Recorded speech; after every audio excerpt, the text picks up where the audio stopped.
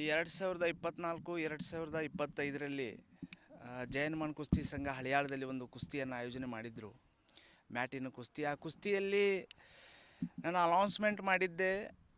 ಅಳ್ನಾವರ ತಾಲೂಕು ಮತ್ತು ಹಳಿಯಾಳ ತಾಲೂಕಿನಲ್ಲಿ ಇಡೀ ರಾಷ್ಟ್ರದ ಅಂತಾರಾಷ್ಟ್ರ ಮಟ್ಟದ ಕುಸ್ತಿಪಟುಗಳನ್ನು ತಂದು ಒಂದು ಕರ್ನಾಟಕ ಕೇಸರಿ ಆದಂಥ ಕುಸ್ತಿಪಟುಗಳಿಗೆ, ಕರ್ನಾಟಕ ಕುಮಾರ್ ಆದಂಥ ಕುಸ್ತಿಪಟುಗಳಿಗೆ, ಹಿಂದ್ ಕೇಸರಿ ಆದಂಥ ಕುಸ್ತಿಪಟುಗಳಿಗೆ ಥಾರ್ ಗಾಡಿ ಬುಲೆಟ್ಗಳನ್ನು ವೆಹಿಕಲ್ 20ರಿಂದ 30 ವೆಹಿಕಲ್ಗಳನ್ನು ಇಟ್ಟು ಒಂದು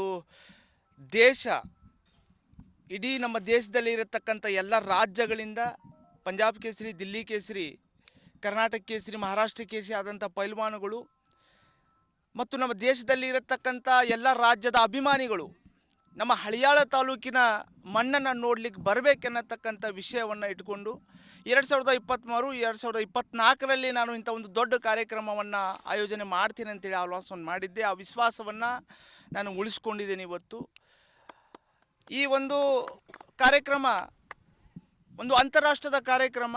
ಈ ಕಾರ್ಯಕ್ರಮದಲ್ಲಿ ಒಂದು ದೇಶದ ಹೆಸರಾದಂಥ ಕುಸ್ತಿಪಟು ಸಿಕಂದರ್ ಶೇಖ್, ಮಹಾರಾಷ್ಟ್ರ ಕೇಸರಿ, ಹಿಂದ್ ಕೇಸರಿ, ಅದೇ ರೀತಿ ಮಹೇಂದ್ರ ಗಾಯಕ್ವಾಡ್, ಮಹಾರಾಷ್ಟ್ರ ಕೇಸರಿ, ಇನ್ನಿತರೆ ಸಾಕಷ್ಟು ಮಿರ್ಜಾ ಇರಾನ್ದಿಂದ, ರಷ್ಯಾದಿಂದ, ನೇಪಾಳಗಳಿಂದ ಪೈಲ್ವಾನ್ಗಳು ನಮ್ಮ ಕರ್ನಾಟಕದ ಮಣ್ಣನ್ನು ನೋಡಲಿಕ್ಕೆ ಬರ್ತಾ ಇದ್ದಾರೆ.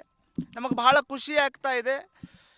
ಸತತ 6 ತಿಂಗಳಿಂದ ನಮ್ಮ ಹಳಿಯಾಳ ತಾಲೂಕಿನ ಮಾಜಿ ಪೈಲ್ವಾನರಾಗಿರಲಿ, ನಮ್ಮ ನಿವೃತ್ತರಾದಂಥ ಸೇನಾನುಗಳಾಗಿರಲಿ, ಹಾಲಿ ಸೈನಿಕರಾಗಿರಲಿ, ನಮ್ಮ ಜನಸ್ನೇಹಿ ಟೀಮ್ ಆಗಿರಲಿ, ಎಲ್ಲ ಹಳ್ಳಿಗಳಿಂದ ನಮ್ಮ ಮಾಜಿ ಪೈಲ್ವಾನರು, ಹಾಲಿ ಪೈಲ್ವಾನರು ಎಲ್ಲರೂ ಕಷ್ಟಪಡ್ತಾ ಇದ್ದಾರೆ. ಈ ಒಂದು 2026 18 ಜನವರಿ ಕಾಯ್ತಾ ಇದ್ದಾರೆ. ಇಡೀ ರಾಜ್ಯ ಕಾಯ್ತಾ ಇದೆ.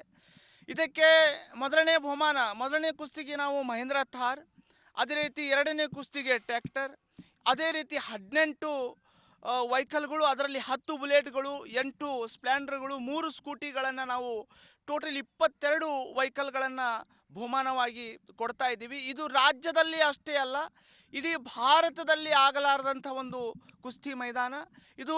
ಯಾವುದೇ ರಾಜಕೀಯ ವ್ಯಕ್ತಿಯನ್ನು ಸಪೋರ್ಟ್ ತಗೊಳ್ಳದೆ, ಯಾವುದೇ ಬಿಸ್ನೆಸ್ ಮ್ಯಾನನ್ನು ಸಪೋರ್ಟ್ ತಗೊಳ್ಳದೆ, ರಾಜು ಪೇಜೋಳಿ ಇಡೀ ಕರ್ನಾಟಕಕ್ಕೆ ಬೆಂಬಲವಾಗಿ ನಿಂತು ಇಡೀ ದೇಶಕ್ಕೆ ಕರ್ನಾಟಕ ಹೇಗಿದೆ, ಕರ್ನಾಟಕದ ಮಣ್ಣು ಹೇಗಿದೆ, ಮುಂಬರುವ ಸಮಯಗಳಲ್ಲಿ ಕರ್ನಾಟಕ ಸರ್ಕಾರ ನಮಗೆ ಬೆಂಬಲ ಕೊಡಬೇಕು, ಕುಸ್ತಿ ಹಬ್ಬಗಳನ್ನು ವರ್ಷ ಮಾಡಬೇಕು. ನಮ್ಮ ಯುವ ಪೀಳಿಗೆ ಏನು ಒಂದು ಭಾರತ ದೇಶದಲ್ಲಿ ಹರಿಯಾಣ ಇವತ್ತು ಪಾಯಿಂಟಾಗಿ ನೋಡ್ಕೊಳ್ತಾರೆ ಕುಸ್ತಿಯಲ್ಲಿ, ಅದೇ ರೀತಿ ನಮ್ಮ ಕರ್ನಾಟಕದಲ್ಲಿ ನಾವು ಪಾಯಿಂಟಾಗಿ ಹಳಿಯಾಳವನ್ನು ನೋಡ್ಕೊಳ್ತೀವಿ.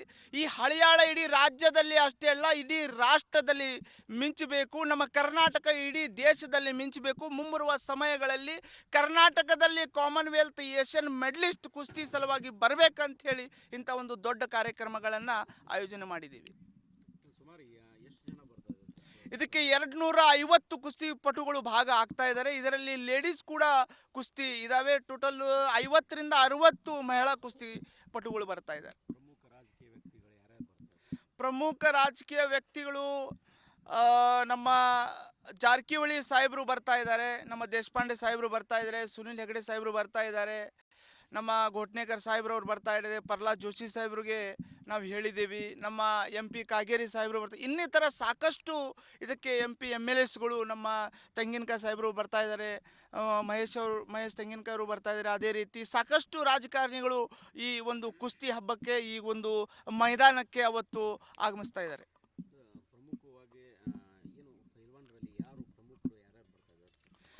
ಇಲ್ಲಿ ನಮ್ಮ ಮುಖ್ಯವಾಗಿ ಕರ್ನಾಟಕದಲ್ಲಿ ಡಬಲ್ ಕರ್ನಾಟಕ ಕೇಸರಿ ಕಾರ್ತಿಕ್ ಕಾಟೆ, ನಮ್ಮ 2025 2026ರಲ್ಲಿ ಮಂಜುನಾಥ್ ಗೌಡಪ್ಪನವರು ಹಳಿಯಾಳದವರು ಕರ್ನಾಟಕ ಕೇಸರಿ, ಅದೇ ರೀತಿ ಸಿಕಂದರ್ ಶೇಖ್, ಮಹೇಂದ್ರ ಗಾಯಕ್ವಾಡ್, ಮಿರ್ಜಾ ಇರಾನ್, ಇನ್ನಿತರೆ ಒಲಿಂಪಿಕ್ನಲ್ಲಿ ಅಟೆಂಡ್ ಆದವರು, ಈ ಕಾಮನ್ವೆಲ್ತ್ ಏಷ್ಯನ್ನಲ್ಲಿ ಅಟೆಂಡ್ ಆದವರು, ಸಾಕಷ್ಟು ಅಂತಾರಾಷ್ಟ್ರ ಮಟ್ಟ ಕುಸ್ತಿಪಟುಗಳು ನಮ್ಮ ಹಳಿಯಾಳ ತಾಲೂಕಿಗೆ ಬರ್ತಾ ಇದ್ದಾರೆ.